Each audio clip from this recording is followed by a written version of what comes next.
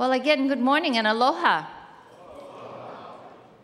Welcome to the first SSA Policy Forum. I'm Jeannie Skoke, President and CEO of the Maui Economic Development Board. And I think you've met Sandy Ryan. She's had the most contact with you, and I'm sure you'll be interacting with her a lot throughout the conference, as well as Leilani Hearn, now Hearn. So welcome, and thank you so much for being here on the maiden voyage of this gathering. It's often that we start our proceedings here in Hawaii with kind of some spiritual reflection, and today is September 11th. So I think it's fitting to take a moment to think back to the events of September 11, 2001. And reflect on what it has come to mean to each of us, both personally and professionally. So please join me in a moment of silence.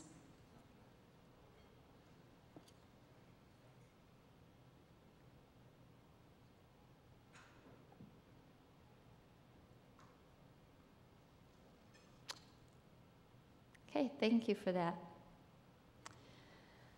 Again, thank you for participating in our conference.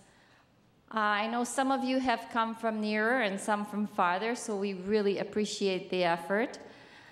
Each year, MEDB works really hard with a bevy of partners to develop a program that is interesting and topical. This year presented an unexpected challenge, shall we say, with the recent restrictions of the U.S. Department of Defense on travel budgets. It seemed, frankly, downright ominous several months ago. But as is often the case, something that looked like a crisis became an opportunity for innovation. So we are very fortunate that over the years we've amassed a network of partners that we could tap into and who actually came forward to help and put their creative juices to work on putting this session together. I want to offer special thanks to the Space Foundation and the analytical graphics teams who worked with us to bring you this forum. In addition to serving as a valuable advisor and helping to develop the vision for today's forum, AGI is also today's luncheon sponsor. The result of the collaboration, you will see, is a program intended to engage the SSA community across a range of topics and stakeholders.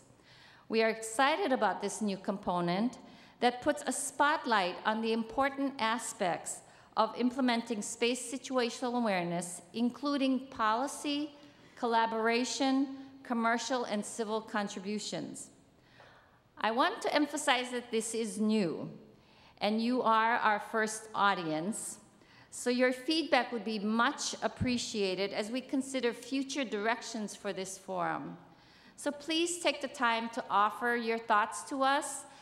We will have some forms at your table right after lunch, or you can just talk to us or email us, and any of that works, and all of it would be very, very helpful. So we hope you will find the time you invested today worthwhile and look forward to your feedback. So let's now turn to Kevin Cook, Director of Space Awareness Programs for the Space Foundation, who will set the stage for today's discussions. Aloha.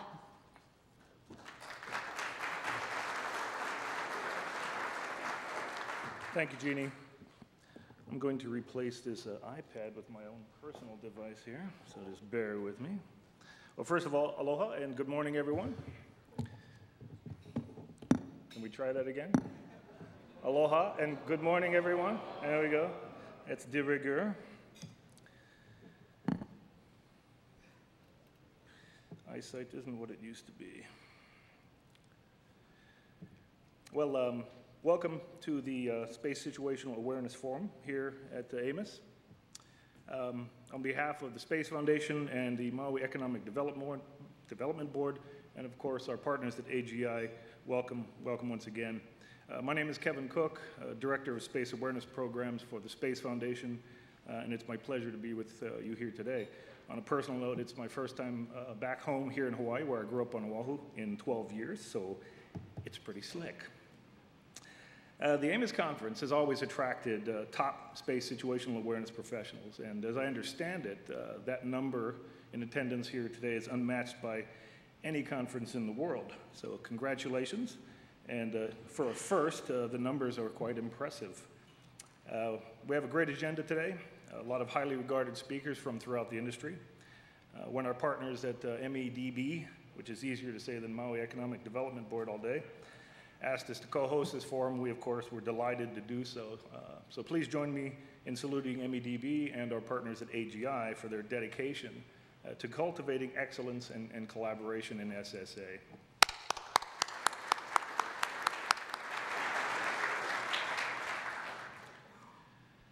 Even though my title involves the term awareness, it's a different kind of awareness. So this is new to me as well. Aside from our partners at AGI, who I'm most familiar with, this is new territory for me personally. But even just scratching the surface is very, very impressive. Our ability to observe and to track objects orbiting the Earth is of course crucial to the well-being of civil, commercial, and defense space systems. Our increasing reliance on these space systems, space assets, as well as the increasing number of players in the space arena make avoiding collision avoidance tracking of absolutely major concern. And it's our job, your job here to make sure that that's done properly. Anti-satellite testing by China in 2007, as well as the 2009 collision of a non-operational Russian satellite with an operational commercial satellite certainly heightened our awareness of just how real this threat is. Commercial operators have established a Space Data Association to provide operators with a way to share controlled, reliable, and efficient data to increase safety of satellite operations. Our men and women in uniform in the U.S. military have increased their ability to predict and avoid collisions with space debris. This includes real-time surveillance and collision analysis on a limited basis, so vast improvements all along the way. Today's program is going to feature, as I understand it, 3 primary panel sessions. We'll cover implementation of 2011 U.S. space policy, international space situational awareness activities and collaboration, and finally, space situational awareness in the commercial and civil space communities. As always, we have outstanding moderators and speakers for these discussions, and we thank our partners all across the board who have helped organize these sessions. The Space Foundation is committed to working together with you, all of you here, AGI, MEDB, military, civil, commercial sectors, to make this important industry a leader and keep us at the forefront of innovation. To quote Neil Armstrong, whose recent passing has probably caused everyone in this room to reflect, he says that mystery creates wonder, and wonder is the basis of man's desire to understand. And that is our job here today. It's important that we don't lose sight of that. What we do affects everyone, and not only now, but going forward, more importantly. So I hope that this, and I'm sure it will be the start of a stimulating and productive week for all of us. Thanks again for joining us. I look forward to visiting everyone in this room, if possible, during the week, here through Saturday before I get on a plane and go visit family on the Big Island. So I'll get to work in while I can.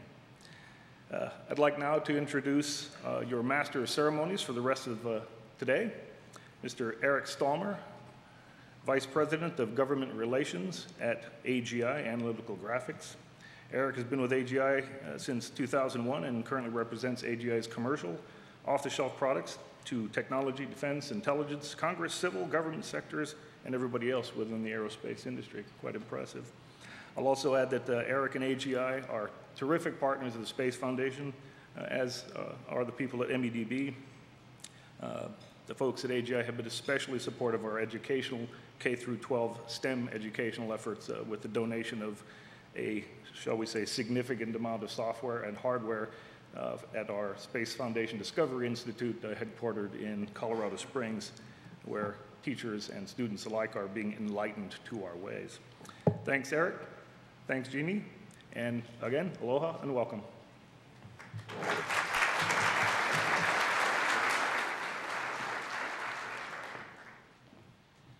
I think the key thing about the Master of Ceremonies is to keep it quick, keep it short, what you say, and keep the trains running on time. So I'll be doing my best to do that. I just want to echo what Jeannie and Kevin said today and thank everyone for traveling at such great distance to have to endure this hardship location that we find ourselves in today.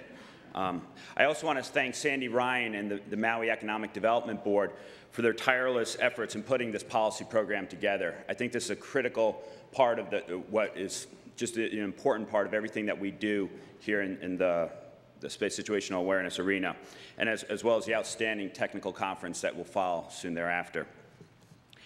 I don't think that 13 years ago, when this conference was first held, that the organizers would have had any idea about the tremendous growth, global participation, and the detailed topics that would emerge from this. The relevance of this conference is glaring as we remember the events that took place on September 11th, 11 years ago today.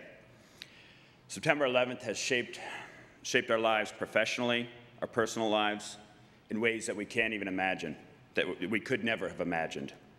The way we fight our wars, the way we conduct a business, and the way we carry on our lives have been impacted by that fateful day. I know that at some point today, we'll all stop and reflect on that day 11 years ago, and the millions that have been called to serve on freedom's limitless front lines. The sacrifices of these men and women and our military families reminds us of the wages of war that are countless, that while service to the nation, that service to all of our nations is in full glory, we know that war itself is never glorious. The SSA community, of course, has not been exempt from these changes, hardly. Our organizations have been at the technical forefront and has played a vital role in the defense and security of the nations represented here today. Today's program is an excellent evolution of the vision that was the original organizers had first thought of 13 years ago. Today, we'll discuss the policy that shapes the technical product that we so desperately need. Without policy, there is no product.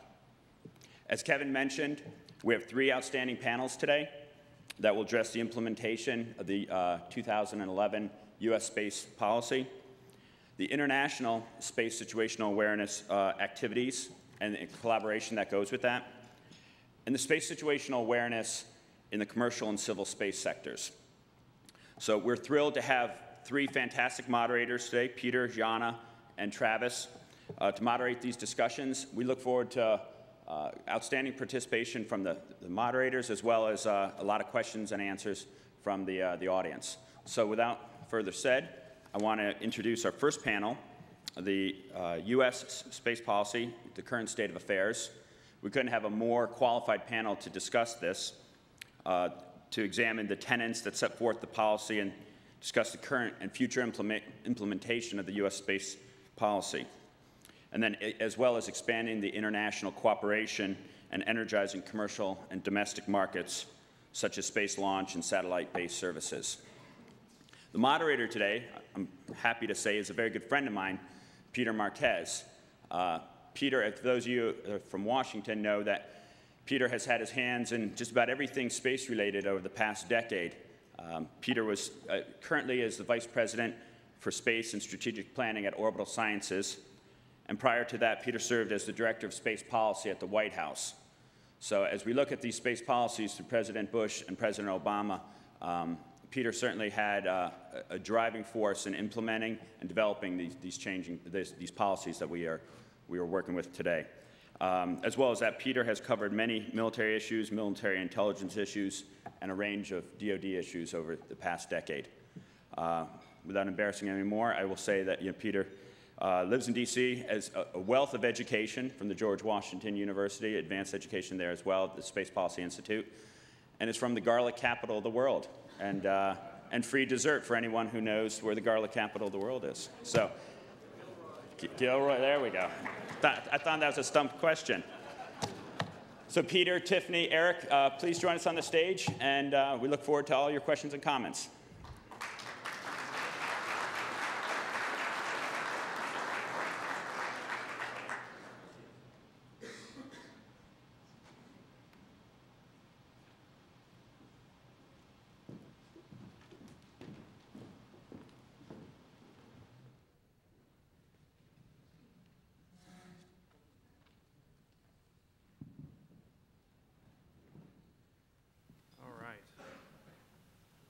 Eric, thank you very much for the introduction. And first of all, many thanks to Sandy and Jeannie for putting this together. So everything that goes right today and for the rest of the week, make sure you thank Sandy and Jeannie, and anything that goes wrong, they will give you my name. So I'm usually the one at fault. That's my boss. So thank you to them. Thank you to my fellow panelists, Eric Raven and Tiffany Chow. Tiffany is from the Secure World Foundation in DC. Secure World Foundation does a tremendous amount of work in space security, a lot of strategic thought and the conscience of what goes on in Washington from a space security perspective comes out of Secure World Foundation. And Tiffany is the representative from Secure World today, and they do a lot of tremendous work on SSA. And Eric Raven is from the SAC-D. Eric, what's your favorite drink? My favorite drink? Yeah. I tend to like the Manhattans, but you know, Mai Tais are good too. All right, so Manhattan or Mai Tai. So Eric is the guy who controls the budget for what we're talking about. Eric is the most powerful person in this room right now. Eric, I think you will not be buying a drink the rest of the time you're here. I just wanted a public service announcement for everybody else. Okay, so you've heard comments from the executive branch. What I wanted this panel to kind of represent was kind of the four corners of the foundation that makes up Washington. So you've got executive branch, you'll hear from the legislative branch, you'll hear from NGO, non-government organization, and think tank at Tiffany, and from industry. I'll provide a few editorial comments. And our goal today, as Stallmer mentioned, was to talk about SSA from a U.S. perspective, where we are, some of the challenges and some of the opportunities. And like was mentioned in the other panels today, whether it's Yana's panel on international collaboration or Travis's panel on commercial and industrial, they'll cover kind of the other parts of SSA collaboration. As we discuss SSA, what our intent is with this panel is to kind of pull back the curtain as to what happens in Washington, how things work, how they don't work. And as we describe it, I apologize that you all just ate breakfast because it gets pretty bad. Those of you that work in Washington will understand what I mean. So while we can debate the importance of what Washington is and why it's important to SSA, the fact of the matter is that budgets and programs are determined in Washington. And again, Eric, get to know him. Make sure the most important thing is to write down Eric's drink order. It's where the money and where the programs come from. And so understanding Washington, whether you like it or not, is a necessary part of working the SSA environment.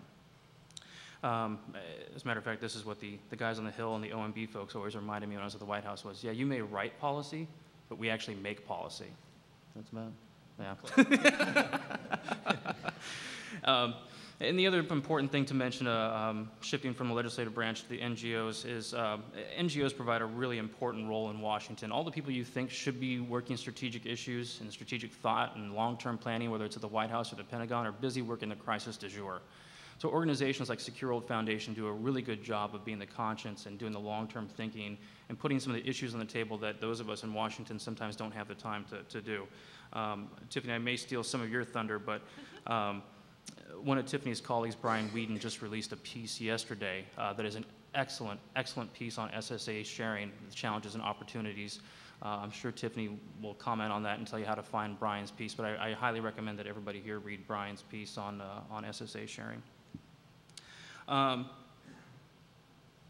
Let's see. So finally, what we're going to talk about today in this panel is the why. Why do we do SSA sharing, and the what for? Why is it important? Why do we do these things? And I'll posit the reason that we do SSA and the reason we're so keen on improving SSA capability is because the space environment is so critical to U.S. economic security and national security. That's why we do it. We want to know what's going on in our neighborhood. The 2010 National Space Policy says about the same. It says that we'll increase SSA capabilities for the purposes of preserving the space environment and attributing actions that are contrary to the peaceful and responsible uses of space. So what we're going to talk about today is the why, the what for. During the rest of the week, during the technical discussions, we'll discuss the what. How do you do these things? And some shameless promotion, my boss on Friday, General Hamill, will discuss the how, the strategy. So putting together the why from today, the what's during the middle of the week, and then we'll wrap it up on Friday with how do we get all these pieces to work together to try to develop an SSA way forward. So with that, let me just discuss the format. I spent a lot of time talking and going through Chirag's comments, but what we want to do is try to keep the comments at a minimum today, and we really want to have a dialogue with you all. And so we welcome the questions. At the bottom of your sheet here, there's the number to text us questions. So feel free to text us questions. And with that, Tiffany, over to you. Thanks.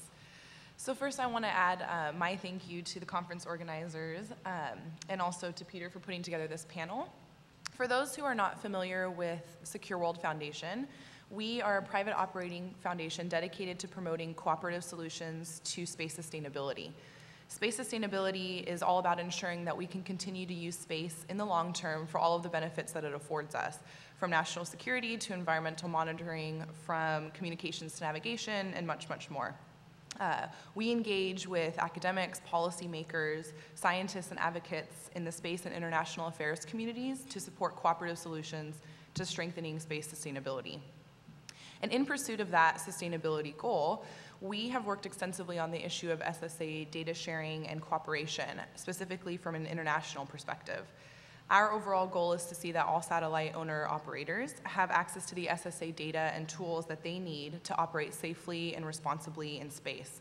And this comes with a recognition that no one actor alone can bear the cost or responsibility of providing comprehensive SSA that would ensure safe space operations for all those who are active in space.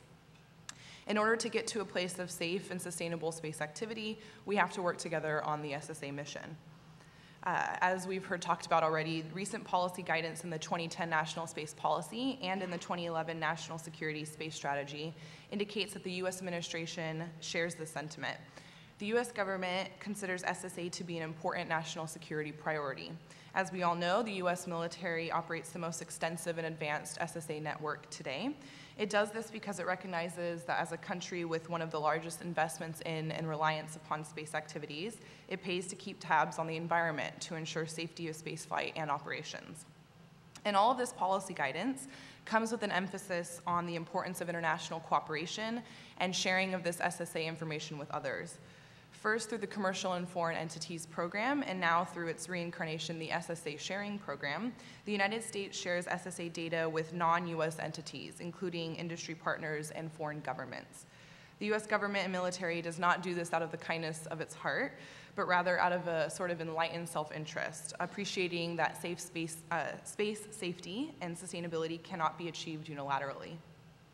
However, this practice of sharing faces many challenges, which hinder effective SSA sharing and ultimately undermine space safety and sustainability. So I'll be talking about a few of those challenges today, especially from an international perspective on U.S. policy and the SSA sharing program.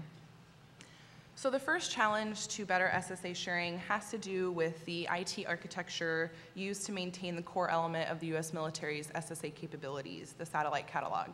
The two IT systems at the heart of the U.S. SSA capacity, SPADOC and CaveNet, date back to the 1980s and are long past obsolete. The obsolescence of these decades-old IT systems has a number of negative effects, including inhibiting the ability of the JSPOC to take in outside SSA data in a timely fashion.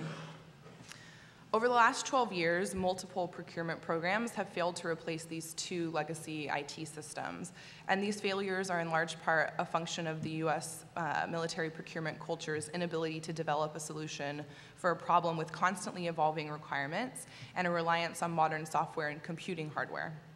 And in the meantime, this reliance on these legacy systems creates challenges in cooperating with allies, the commercial sector, and other partners, which is essential to SSA. Although the U.S. Air Force has announced changes for yet another attempt at solving this issue, it's doubtful that these efforts will be successful as they are being developed and implemented under the same mindset and policy framework as the previous attempts. These material, cultural, and bureaucratic shackles are preventing the U.S. from developing the SSA capabilities it needs to meet its own national security goals, much less contribute to the long-term sustainability of outer space activities for all stakeholders. As long as the US military continues to use these two legacy IT systems, it will face severe restrictions on the number of space objects it can catalog and track, the speed and accuracy of calculations to determine potential collisions and warn satellite operators, its capability to share SSA data with partners and allies and ingest external data, and its ability to take full advantage of the billions of dollars in new SSA sensors that will be coming online in the next few years.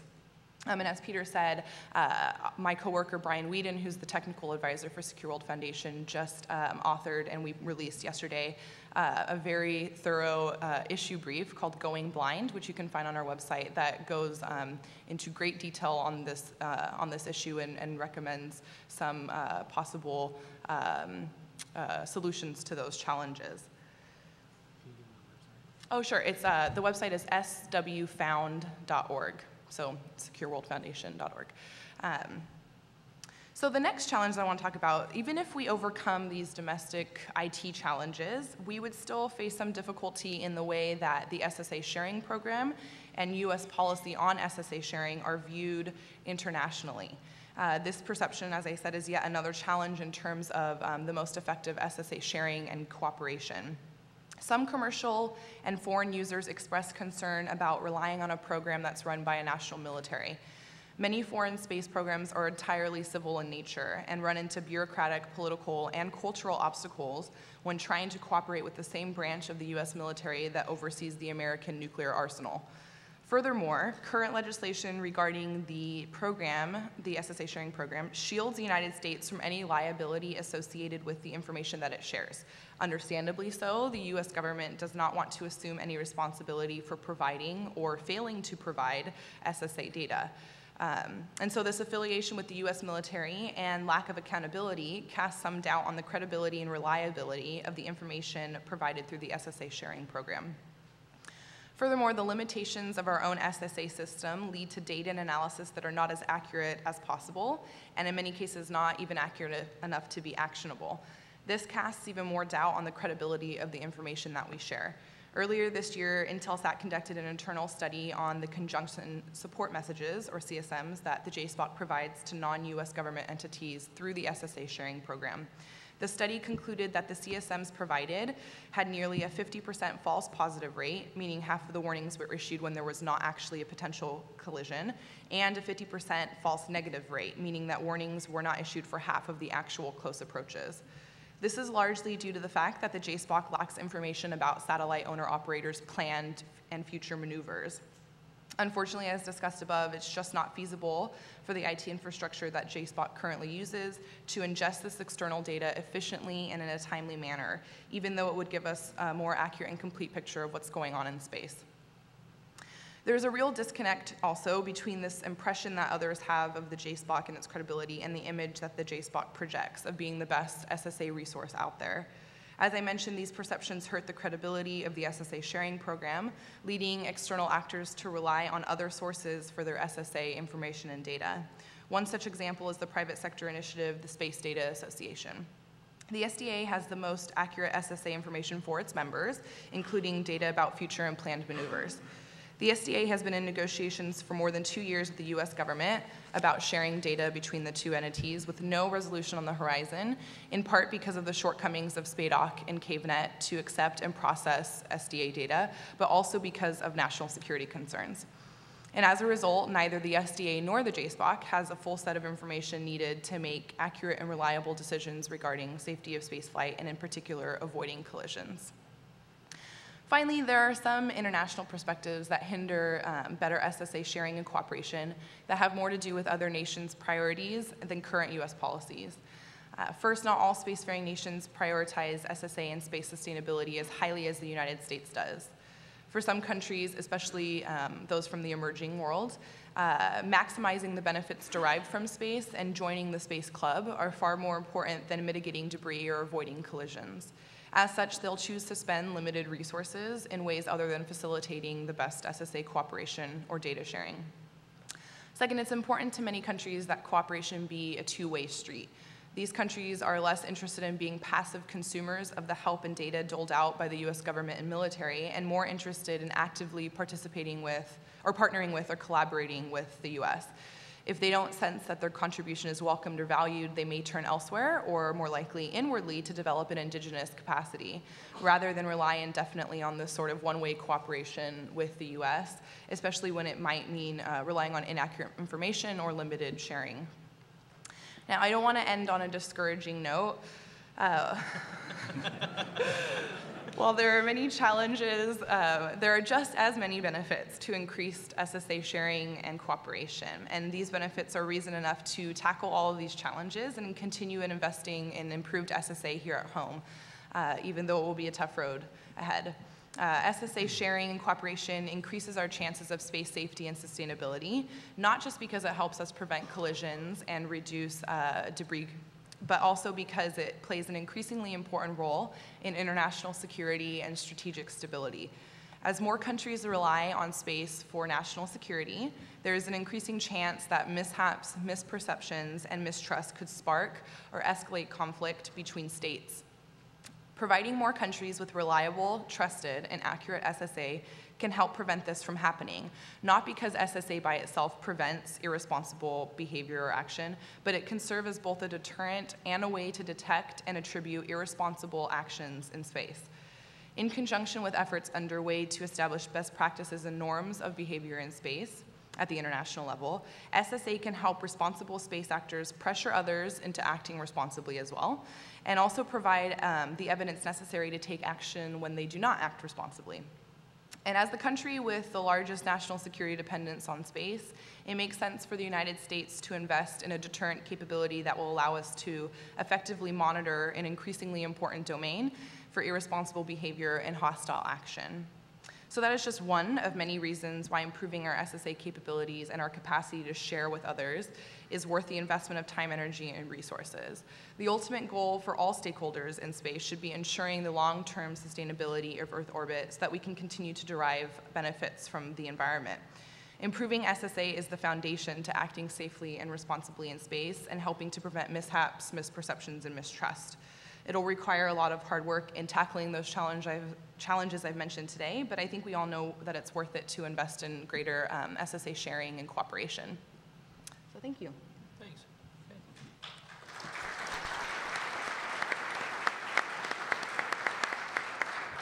Mr. Raven, over to you. Thank you. First of all, aloha. And let me first thank Jeannie, Kevin, and Eric for sponsoring this wonderful forum. It is great to see so many people from different backgrounds coming together to exchange information and views on these important topics. And I say that as somebody who's a history major who works in budgets and ends up talking to engineers a lot of the time. So I'm certainly well acquainted with the challenges of crossing a lot of these different disciplines. Working on the Senate Appropriations Committee, I am the principal advisor to the chairman, Senator Inouye, on all national security space matters. And we have a saying on the Appropriations Committee that we do policy through budgets. Budgets are interesting. I'm not here to talk to you about obligation rates and dollars for this and dollars for that. Where budgets really matter is where budgets support mission. And so today we're talking about a very important mission that I think is getting more and more attention as the world is changing. A lot of the focus today is on the National Security Space Strategy and other policy documents that have come out recently. But I want to bring in one other change to policy that really impacts this area. The U.S. National Security Strategy in general is experiencing a shift to the Pacific. As we draw down in war zones and start paying attention to more vast areas of the world, I think the importance of space is going to become more and more important, not only for communications, not only for ISR, not only for all the other related disciplines and capabilities that we have in space, but also for things like SSA, which is a critical enabling capability for all those other tools that the warfighter can use. From the broadest perspective for the defense budget for the United States, we hear a lot of talk about defense budget cuts and what's going to happen in the future, and I hope to shed a little bit of light on how we see that. At the broadest level, we can expect defense budgets to be relatively flat over the next few years. I'll address some budget challenges that we see in the next couple of months, but generally looking over the next 5 years or so, we're in an environment where defense budgets are going to be relatively flat. There's going to be reprioritization between different mission areas. How much do we invest in space versus how much do we invest in cyber capabilities? How much do we invest in ground capabilities, air capabilities? And those discussions are going to continue. So it's not clear how any one particular discipline is going to benefit in this budgetary environment. But I can say that so far, space has comparatively speaking, done fairly well in the latest rounds of discussions on the budget. I think SSA in general has done fairly well. And I think that is mostly because people in Washington are beginning to understand this new global security paradigm where these enabling capabilities of ISR communications are going to be increasingly integrated into warfighter capabilities, even as great as that integration is today. We're certainly going to see changes within individual programs. If you drill down into the budgets on programs like Space Fence or the SBSS, you'll see some changes there. But I would say, as a whole, the portfolio is doing relatively well. There are, of course, challenges in a budgetary constrained environment. And I think the Department of Defense and the White House has come up with a few principles that are beginning to show themselves in how this mission area is being executed. One of the emphasis areas is, of course, cooperation. Making the most of limited budgetary dollars by cooperating both within the government, with industry, and with international partners. It takes time for a lot of this cooperation to develop, but I think there's some positive signs. Within the US government itself, I think there's interesting capabilities and interesting opportunities for greater cooperations both between the Department of Defense, the intelligence community, and other civil space agencies. I think as budgets continue to remain tight, we're going to look at more programs where investments by one agency can be matched with investments in other agency to maximize the mission benefit. Another important area is cooperation with industry. I think we're seeing a number of changes as budgets are tight, and that the Department of Defense is increasingly being pushed to look to industry to leverage state of the commercial industry practices and technologies. We're looking at more acquisition of kind of open source types of computer systems. We're looking at not as much investment in exquisite systems that rely on billion-dollar development programs. We're looking at kind of a change in thought on how to acquire capabilities, both within space, within SSA, and within defense as general. And a lot of that has to do with the revolutions of the iPhone and Apple and all these other technologies.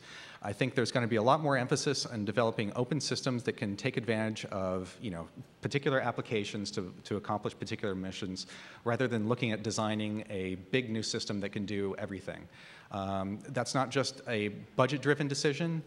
I think that's also decisions based on the Department of Defense's cumbersome acquisition process.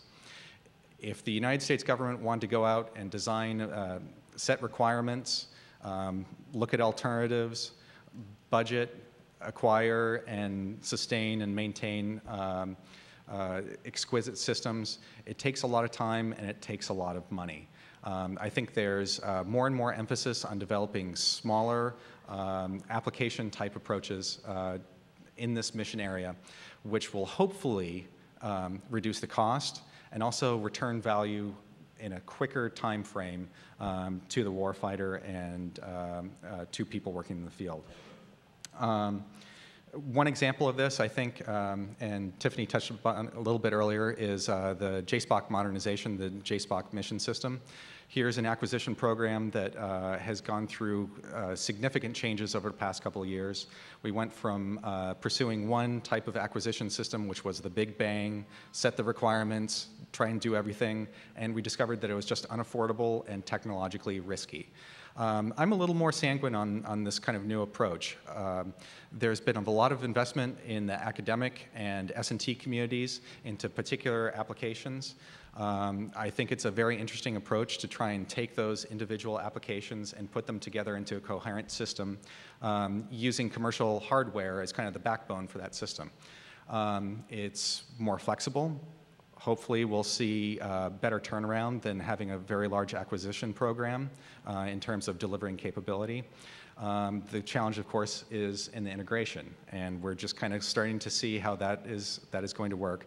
But fundamentally, I think there's a lot of support for these kind of new approaches to acquiring systems that return value for the warfighter. And of course, as I mentioned, there's also the aspect of international cooperation.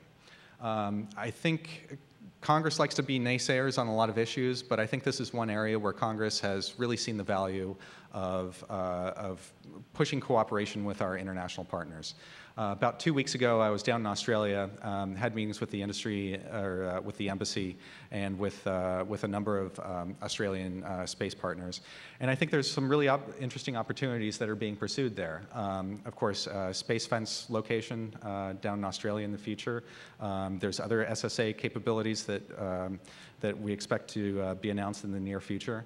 And I think this is just one microcosm of a growing interest in international cooperation, if nothing else, to take advantage of unique geography, a unique perspective into the mission, but also the expertise that resides in a number of other countries. One important thing to notice as we go forward talking about budgets and capabilities is that we're going to see a lot of proposals from the Department of Defense, from the executive branch, on how to deal with the budget challenges in the future. You know, just to put a bug in your ear, sometimes Congress doesn't always go along with these proposals. That means sometimes I'm the good guy and sometimes I'm the bad guy. In the fiscal year 13 budget proposal, there was a number of space programs that were slated for termination: operationally responsive space and the space test program. You know, space has done pretty well. There are 2 programs that did not fare so well in the budget deliberations within the executive branch. Congress took a different view on this. In the Senate, we added funds to continue those programs. We saw that they were returning value, that they had important mission capabilities. And so besides the budgets that are being developed within the Department of Defense as we move forward, Congress may have different views on particular issues. The Senate Appropriations Committee over the last several years has added significant amounts of money specifically to space situational awareness programs, allowing the Air Force to kind of develop its own priorities on how to execute those funds. But we believe that here's another example where Congress can sometimes lead the conversation on important capabilities and how the budget will play out. There are areas of risk, of course. One of the key areas is how do we afford new capabilities? How do we invest in future technologies? Fortunately, so far, just like space, the S&T investment portfolio has fared relatively well, especially compared to other areas of the defense budget. But as there's new opportunities to develop new systems, as systems become ripe for acquisitions, thinking about SBSS follow-on, there's going to be a challenge in where do we find the money to invest in these new capabilities. That's going to continue to be a competition for resources. I think a lot of these new acquisition approaches of working with commercial industry to leverage state of the industry rather than you know, extremely demanding requirements is one way to manage that, but there may be trade-offs in priorities. Do we invest here or do we invest there? So we can see that going forward. One of the more interesting areas of risk that I'm very concerned about is the investment in people and expertise. As we deal with budget cuts, a lot of times we talk about acquisition and the next big satellite or the next big technological system. I am concerned about the workforce, both government, civilian workforce. I'm concerned about the academic brain power that is the genesis of a lot of the systems that we use, and I'm concerned about the health of the space industry in general. This is going to be an ongoing conversation within Washington, D.C. on how we manage those risks. As budgets come down, I think there's the expectations that we will shed people, but at the same time, we have to manage these new mission areas for national security purposes, such as for the shift to the Pacific, where space capabilities are going to be very important. So managing people and talent, I think, is going to be one of the critical issues. And of course, perhaps the greatest area of risk is just simply unexpected events. There's always a lot of talk about what could be the next space Pearl Harbor and what that would mean. If there is a space Pearl Harbor, an unexpected event in space that really affects our capabilities, that could lead to new investment in SSA and a lot of related areas as the public comes to understand how important space is, not only to our national security, but to our economy and many other areas of life. On the other hand, let's look at the flip side of that. What if there's a cyber Pearl Harbor or some other type of Pearl Harbor? You might see funds going to address those types of problems. If there's a cyber Pearl Harbor, you see a lot more investment in cyber capabilities, both defensive and probably offensive. How would space play in that? There's certainly a role, but could it divert resources from SSA programs and other general space category type programs? Yes, that's certainly a possibility. And let me just give you a couple thoughts on the current budget challenges. Hopefully, in the very near future, Congress will be passing a continuing resolution to fund the government. The good news is this means that the government isn't expected to shut down anytime soon. So, sorry, no more beach vacations on any furlough days. But there is a longer-term budget challenge in that in January there is a sequestration event, where if a large budget deal isn't reached between Congress and the executive branch, the Department of Defense, as well as all other federal government agencies, are looking at automatic budget cuts of up to 10% spread across the board. This is a very serious situation, not only for industry, who would be very severely impacted by that, but also for the mission that is being undertaken. I think there's a growing understanding in Congress that this is a very serious issue. I think people are starting to look at ways to get around this sequestration, this across-the-board budget cut that would happen in January. I don't yet know what the solution is. I'm not sure anybody quite knows what the solution is, but there is a growing acceptance that something has to be done. Unfortunately, the rule of thumb in Congress is nothing happens until the absolute last moment that it can happen. And sometimes that absolute last moment happens later than you even think. But there is a growing acceptance that there must be something done to avoid these across-the-board defense cuts.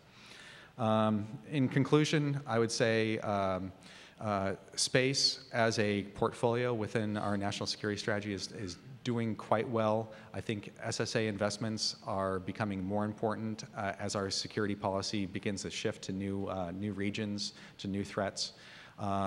But of course, the only constant is change, and that is what I see at this moment. And I'll come back next year and maybe have an entirely different view of what happens. So thank you very much.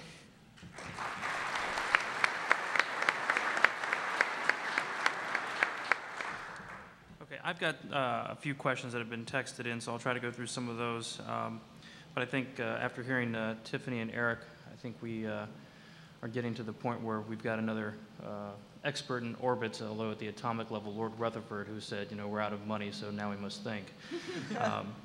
From an industry perspective, I think all the industry folks are cognizant of the impending or possible budget doom. We're aware of some of the issues that are going on with data sharing and some of the issues that may be impediments from an international level. In my previous lives, I spent a lot of time at the labs and out in the field talking to people, and what I found is that the guys who are on the ground doing the work and not the guys at the 100,000-foot level in DC tend to know what the data does and tends to know what the sensors do and how all the programs and architectures work together, because they're the guys who have to do it day in and day out. And what I would mention to you all and what I would mention to folks here in the audience is getting the labs and the people at the working level to work with industry to find new and creative ways to either use sensors that we've already got in new and inventive ways to merge different data streams at a software level, some of the things that Shirok mentioned, or doing things that are cheap Pathfinder technical missions, whether it's a hosted payload or doing things like that. So I think there's a good synergy that can be had at an affordable level to conquer some of the issues that we're talking about at a budget level and international level. So with that, I'm going to try to go through some of the questions that we've got here. Please keep them coming in as I go through them. Tiffany, I think I'll give the first one to you. Question is Brian Whedon in his piece recommends that USG responsibility for SSA be transferred from a military to civilian authority. Is it really feasible, practical, or politically responsible to transfer it to a civilian authority? That's a really great question. And I know that it's not a popular thing to say or easy to hear. Again, I would point to his issue brief because it goes into that recommendation in great detail and the arguments for that and also some of the challenges in doing that, because I think it is a politically very difficult thing to do. I think some of the arguments for doing it and why it, to kind of flip it on its head whether or not it's responsible. I think one of the arguments that Brian makes in the paper is that a lot of the JSPOC wasn't, is it really the U.S. military's responsibility to become kind of the source of SSA for the entire world? Do they have more important things to be focusing their time and energy on? Are the people who are working on the JSPOC or the SSA mission really, do they have the backgrounds for it? Do they get the adequate training? Are they going to be there long enough to really get a hold of what they're doing and to do it well? And do they have the resources? Are there enough people working on it? I just think it's a really huge responsibility to place on the U.S. military. I think, again, they're not doing it out of the kindness of their heart. It's really, it's very much in our in our interest to contribute to space safety and sustainability. But I don't think it's necessarily something that the U.S. military should be taking on for all space actors in the world, essentially. So is it really responsible to continue requiring our military to provide that service when they maybe have more important things to be focusing on? All right. Eric, I've got two questions for you, and they're somewhat related. The lead into this question says, NGOs have a long-term vision for where SSA goes, but what about input from the research community, defense research labs, national labs, and FFRDCs? Washington should fund one U.S. SSA research consortium formed by industry, academia, and research labs. How realistic would it be to have one conglomerate SSA research consortium? I think that would be a challenge, if nothing politically. Let me just state my own bias right up front, because I come from Congress, which is an institution based on conflict and disagreement and people not getting along, basically. Sometimes we see that the conflict of ideas is actually a good thing to have, in that if you have people coming at similar questions from different viewpoints, you get the best of breed ideas. I mean, that is one of the great things about academia, is that you have centers of expertise who can debate the issues, do research and come up with interesting ideas to attack new problems. I think in terms of the general trend of how the U.S. government is approaching the distribution of information in general, not just research and kind of other ideas, is to break down stovepipes. And I think Congress would be a little bit reluctant to essentially, perhaps arguably create a stovepipe by centralizing the use of funds rather than being able to distribute funds to kind of different areas of expertise, different centers of excellence. So I think just kind of at an initial blush, I think that would probably be an uphill challenge. What I think is incredibly important is, I come at most of these questions from the national security and defense perspective, but the intersection of how our Department of Defense, intelligence community, FFRDCs, and others within that that lane of business, interact with national labs, academia, and kind of other centers of expertise is an increasingly extremely important issue to keep tabs on. In the current budget environment, just to bring it back to that, defense budgets are expected to be relatively stable, but budgets for other areas of research, whether it's NASA, whether it's national labs, could be increasingly challenged in the future. And so being able to kind of maintain the investment across the research portfolio is going to be an issue that's kind of bigger than what the Department of Defense is capable of handling of, and I think is a great issue for Congress to tackle. So this is a good follow-on question. This person asked, and I'm going to paraphrase quite a bit. It says, Eric, multiple agency funding may not be feasible because different agencies have different priorities. They may try to offload the requirements to somebody else and save the money. Right. So how would Congress overcome this without onerous dictums is the question. What's actually pretty interesting is that Congress is probably the area where having agencies merge missions, merge funding. Congress may be the arena in which most of these questions are really played out in that, for example, we have an Armed Services Committee and we have a Commerce Committee that oversees NASA and so forth. Let's say the Air Force and NASA wanted to cooperate on a joint project that would serve everybody very well, and there was an interest in kind of sharing funds for that. Well, the bias on the Armed Services Committee might be, well, why can't NASA pay more?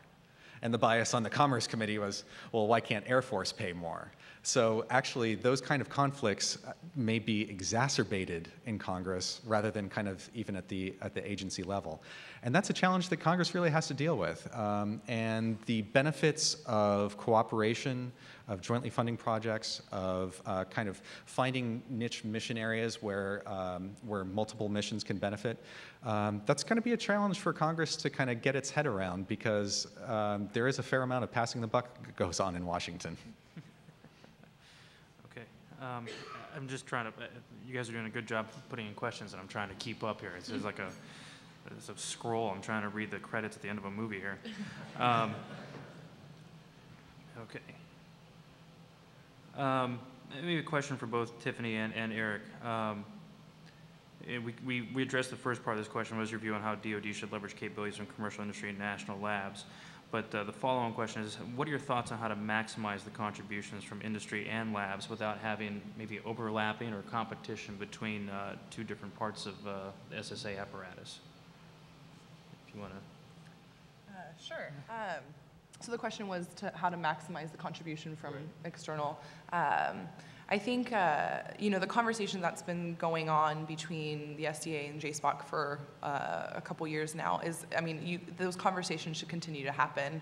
I think that the best way to make sure that we are maximizing the capabilities that we already have, both within the U.S. government and military and outside of it, and also to ensure that investments in improving capabilities doesn't lead to kind of redundant efforts or duplicated efforts, is to continue to talk to each other and to keep fostering relationships between those who are doing it within the U.S. government and the military, and then those who are doing it outside. And I think that for the most part that's done fairly well, being kind of a spectator at the international level of these conversations going on between the U.S. and other governments. It's interesting to see, because I think everybody is interested in keeping the environment safe, keeping space activities safe and predictable and affordable. And so I think that maintaining those relationships and those conversations is not a difficult thing to do, as much as it may be in other areas or domains, just because it's a goal that everybody can sort of agree on. So that's what I would say is maintaining those conversations and those relationships.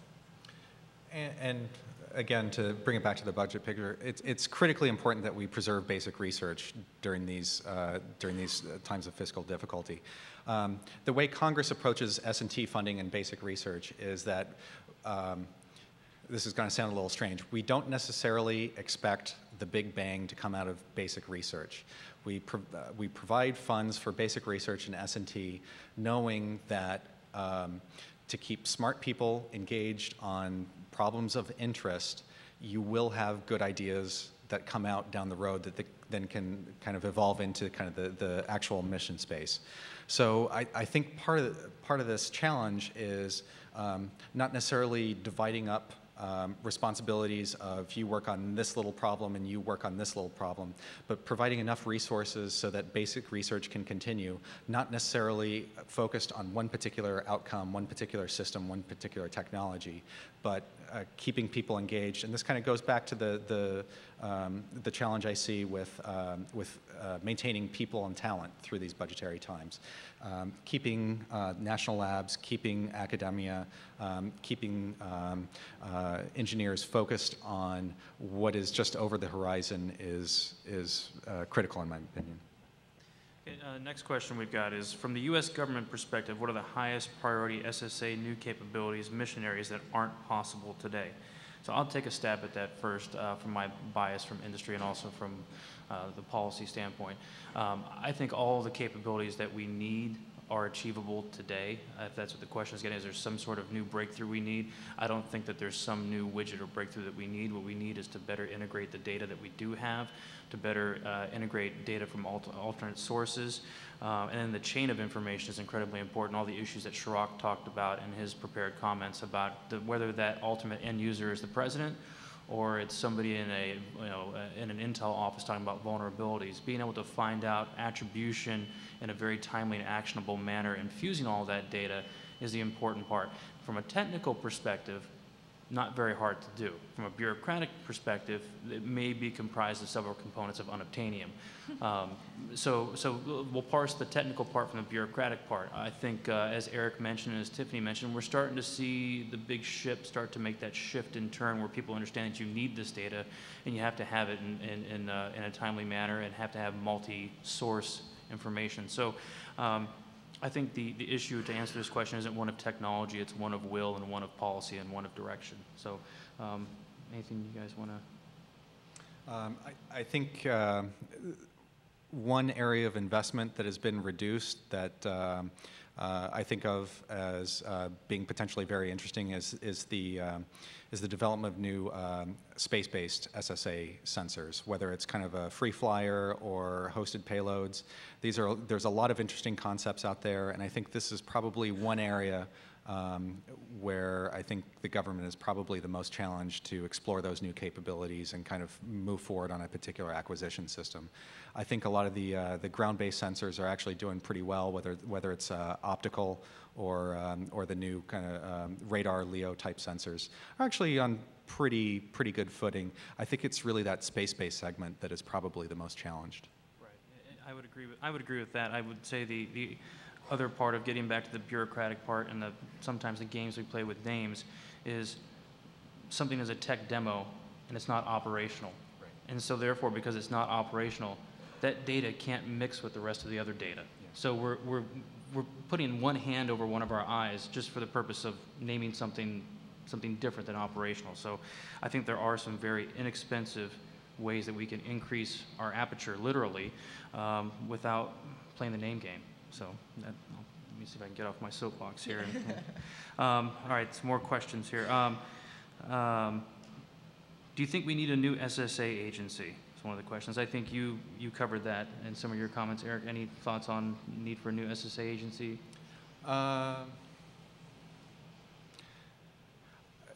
I think it's an interesting idea. I think it would be a little difficult in terms of implementation of kind of managing a workforce. Do you have, kind of a SSA cadre that is particularly focused on that mission?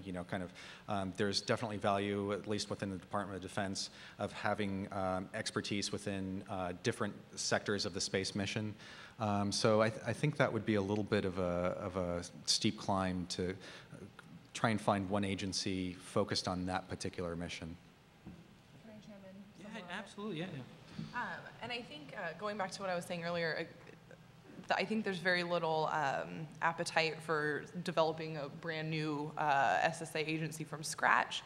I think it's a very ambitious goal, and again, talked about much more in detail in that issue brief that I was mentioning earlier. But I think that there are steps that we can take that are more attainable in the short term and medium term that help make it, that help get us in the direction of making data sharing more,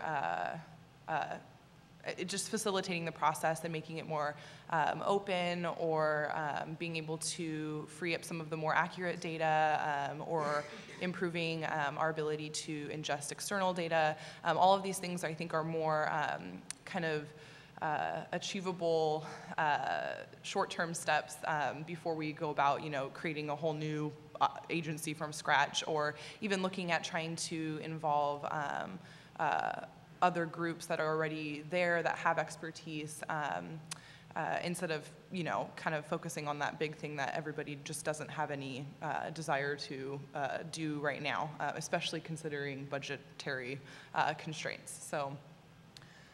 Okay, follow-up question on basic research for you.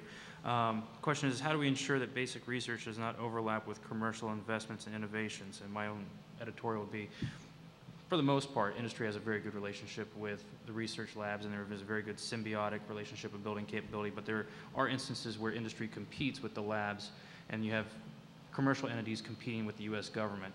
So how do we ensure that that does not overlap, or how do we try to further that symbiotic relationship? I think it really comes down to the expertise of a lot of government program managers to look and identify priorities on what capabilities need to be developed, and also keep in good contact with industry on what industry is doing. So not to kind of, I think it's more of a, perhaps more of like a management issue rather than necessarily a policy issue. I've met a lot of great program managers in my time on the Hill, and one of the things that they're consistently able to do is understand kind of the lay of the land for their programs, not only what's going on within the government-funded research, but what is happening, in Washington, and also what is happening in industry. I think of that as being a very important aspect of kind of what makes an excellent program manager, is your ability to kind of, keep your fingers on many different things going on at one time. I'm not sure that there's kind of a one-size-fits-all policy that could really be applied to that situation. I would tend to indicate that that's kind of a management and leadership issue that our program managers really need to keep on top of. Okay, we're doing okay on time? Okay, all right. Tiffany, probably more for you, but this person asked for everybody's remarks. What are the panelists' remarks on the potential best avenues for establishing joint civilian/military international SSA data standards that are accurate and useful?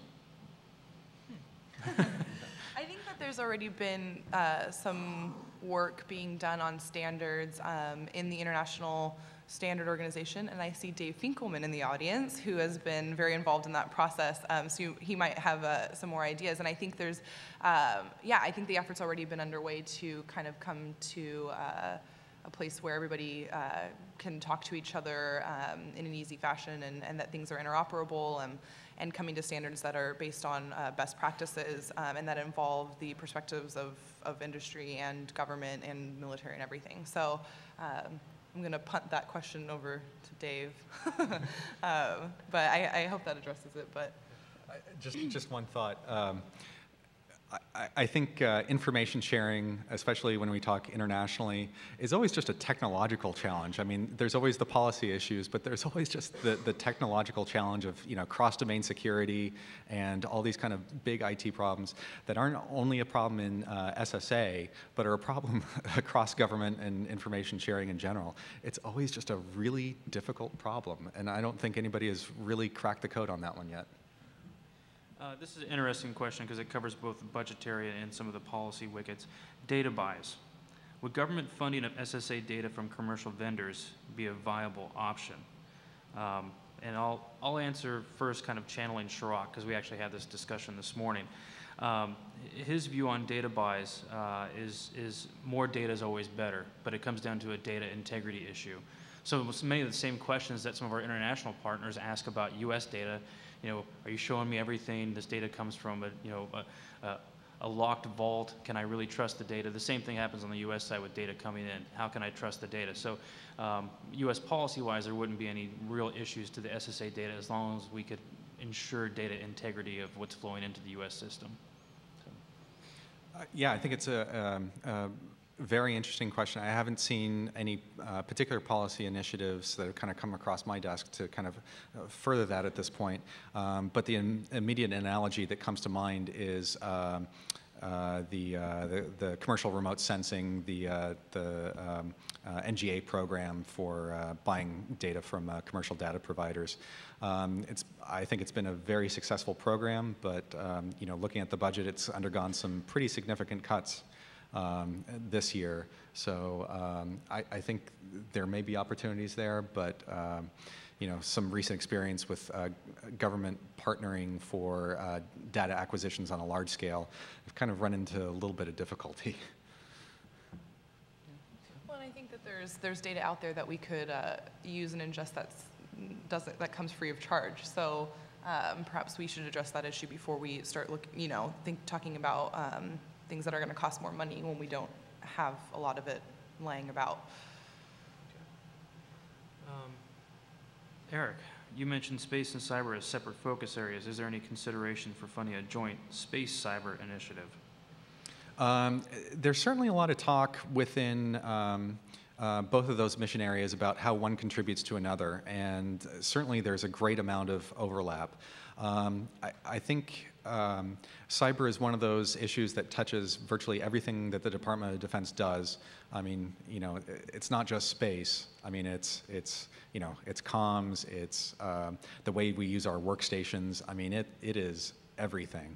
So I'm not sure you can really put cyber into one kind of, I don't want to say a stovepipe, but cyber is something that has to be dealt with on every single mission area that the Department of Defense deals with.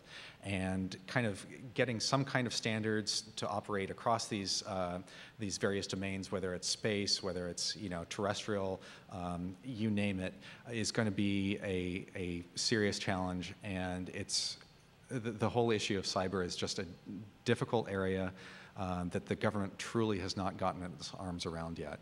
It's going to be a challenge for a number of years. Okay. Another question. You mentioned the need, I'm not sure the U is here. You mentioned the need for collaboration with industry on new solutions. Oh, maybe it's for me. What is the motivation for industry to invest in this sector versus other areas of national defense which may have greater return for stakeholders? For example, recent programs such as JMS have moved industry work to national labs, resulting in an unclear business model for industry participation. Do you guys want to take a hack at that? That's a good answer. Eric, anything? Yeah, I mean, it's very true. I mean, JMS is an example where you have a lot of kind of disparate capabilities developed in many different locations, and you know, one government acquisition program kind of goes south, and suddenly there's a lot of investment into how to integrate all these different capabilities. You know, I realize that there is a difficulty from the side of industry in determining how to prioritize its own IRAD investments. But I think this model, as you compare it to the alternatives of the government going out, acquiring services and kind of like these big bang acquisition contracts, is just an increasingly challenged model, not only for budgetary reasons, but for management of the requirements. When is the capability turned over to the warfighter? So I fully understand where some parts of industry would be coming on that, but I think you're going to see more and more emphasis on government reaching out to you know, particular niche capabilities developed with industry, whether, you know, IRAD or open source or kind of other sources of information. I think the whole Department of Defense is kind of leaning that way. So it's going to be a continuing challenge for some parts of industry. Okay. Okay. Oh, here's a good question. They're all good questions, but this takes us in a different direction. Does the panel have any comments about space weather as a part of SSA, and in particular lack of focus in the national policy and funding arena, having to deal with space weather? I think going back to what during Shirag's comments about, you know, what SSA is depends on who you ask, and there's a million different definitions. And I think that from Secure World's perspective, space weather is absolutely should be a part of SSA. it has the ability to affect negatively our space capabilities, and I think it needs to be taken into account and should receive the research and the funding that other aspects of SSA do as well. You would not believe the amount of time I spent last year on weather-related issues. Coming from NPOS to DWSS to the Senate Appropriations Committee is the source of the idea last year to terminate DWSS. So I spent an awful lot of time on that one. Space weather, I mean, critical capability.